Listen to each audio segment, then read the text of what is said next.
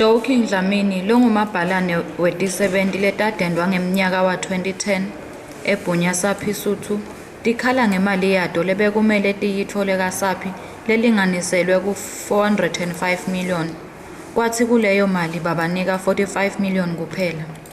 Inkinga lenkulu lababhekene nayo ukuthi abasati ukuthi kuchubekani njengoba lendzaba seyisephalamende lesekunguyona leyenta umshikashika wayo.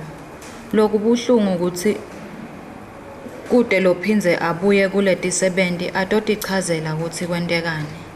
Normally siyevele sivame ukuhlangana to get ama reports as of indzaba yethu since sayigcina sifake eParliament.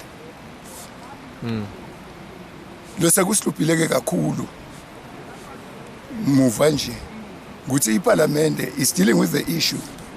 They don't want to tell us ukuthi bakuphi nalendzaba. They have even went up to Saphi without us. Gani bebasethembisile ukuthi at least 2 of us but awukhona ukuthi bahambe nabo baye kuSaphi so that kutobonakala ukuthi isetshenzwa njani lendzaba. But they went last around November or so baya kaSaphi without us.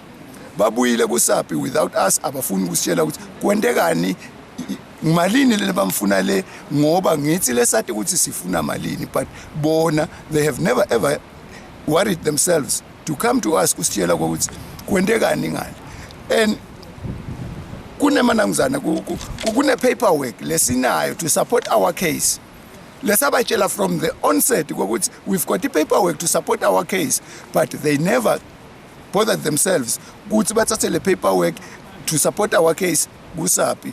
Sikhuluma ngemali le about 405 million close to total, but that was not the total ngoba nanyalo safuna ukuthi Saphi kunetimali letatisele lekufanele tingethwe kulo 405 million to complete our terminal benefits. Naloko iParliament ayikabuyi kithi kutowuva ukuthi ngikuphi lesifuna ukungeta kulele sebathi nje bawusifunela yona.